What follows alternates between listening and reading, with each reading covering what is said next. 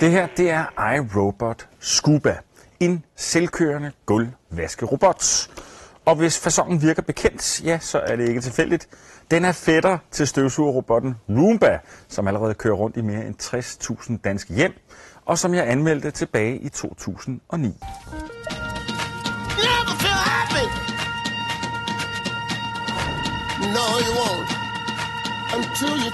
Selve betjeningen, den minder meget om Roomba. Altså, du trykker på play, og så lader du maskinen klare resten. Ligesom Roomba, så er Scuba også udstyret med sådan en kofanger foran, så den opdager og kører uden om forhindringer. Derudover så er der indbygget trappetrinssensor, så den ikke kører ud over høje kanter. Og er der et sted, man ikke vil have Scuba drager på eventyr, så findes der sådan nogle her. Det er sådan en virtuel væg, som den ikke krydser.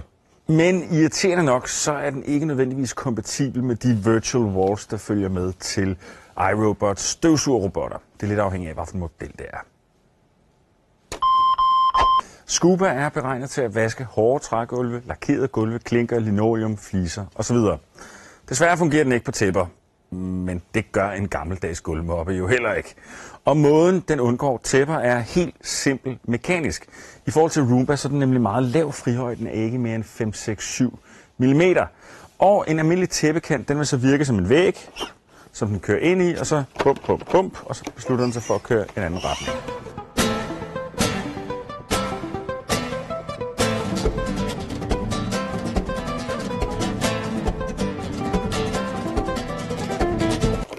Det her, det er vandtanken. Og allerede i det her håndtag, der kan man se noget sådan klassisk iRobot-agtigt, at de tænker sig om. Hvis man tager fat i det, ja, så er det et bærehåndtag. Men hvis man trykker ned og så tager fat, så er det vandtankens håndtag. Anywho, tanken her, den rummer i virkeligheden 2 separate tanke. En til det rene vaskevand, og så en tank til det beskidte, som Scuba suger op, mens den vasker. Her påfyldning af vand og en smule eddike, eller en hættefuld af det autoriserede Scuba sæbe, som, ja, du gættede det, koster 300 kroner literen. Og alle andre sæber ødelægger maskinen fuldstændig. Måske. Anywho, den skal kun bruge en hættefuld, så det er ikke sådan, at man bliver ruineret. Og eddike blandet med vand fungerer altså også rigtig fint og er noget billigere.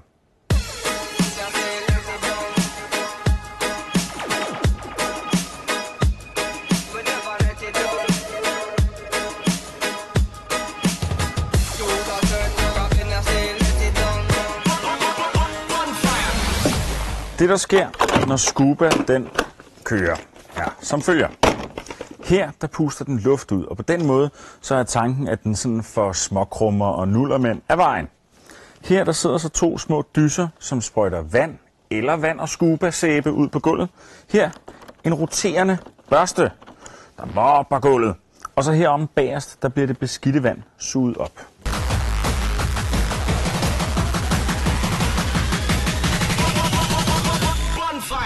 Hvis vi lige vender kalås op igen, så kan vi se, at tingene, ligesom på fætter Roomba, er farvekodet, så det er nemt at finde ud af, hvad der kan skilles ad og renses.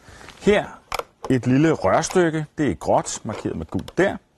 Her der er også en grå dims med noget gult, et lille filter. Og her der sidder en knap, gul, hvidt, og så kan man tage ham herud. Og her igen noget gult, så man kan se, så kan man åbne. Og det er lidt med sådan nogle maskiner. Det ville jo være perfekt, hvis de fuldstændig rengjorde sig selv, men man undgår ikke at blive lidt nasset, når man bruger dem.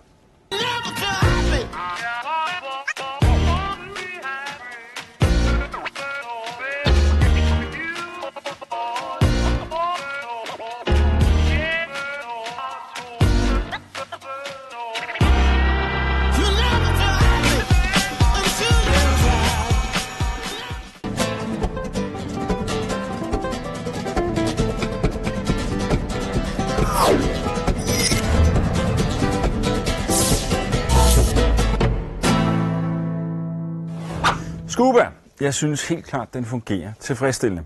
Hvis vi ser her, og her, og her, og her, ja, det er jo snavs, der ikke længere ligger på gulvet. Til gengæld så er den altså en anelse kredsen med hensyn til overflader. De skal være ret jævne, for at man får et tilfredsstillende resultat.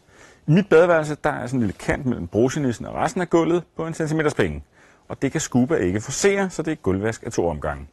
Og har du sådan et gammeldags, ujævnt trægulv af den rustikke, slidt og hvidt slags, med brædder, der har slået sig over årene og store mellemrum imellem, ja, så er det ikke optimalt, fordi hverken den her børste eller sugedimsen kommer ordentligt ned i ujævnhederne. Og endelig så må du leve med, at den i sagens natur, den er ligesom rund, så den kan ikke komme helt ud i hjørnerne. Scuba er ikke perfekt. For var den det, ja, så boede den i sådan en dockingstation under opvaskemaskinen, hvor den så sørger for selv at køre på plads og tømme beskidt vand ud og påfylde nyt rent vand.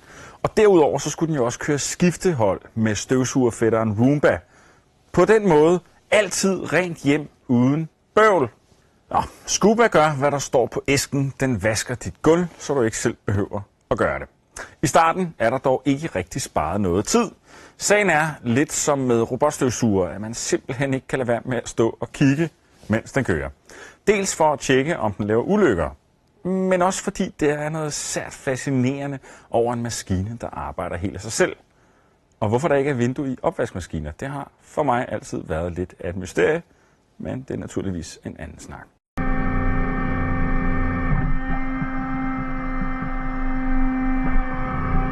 Hvad Scuba ikke har af magiske evner, har den af vedholdenhed.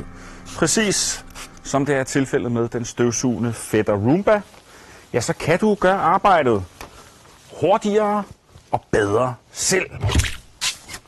Men så skal du til gengæld også gøre det selv. Og det der er hele pointen, det behøver du ikke længere. iRobot Scuba 390. Vi lander på en 4.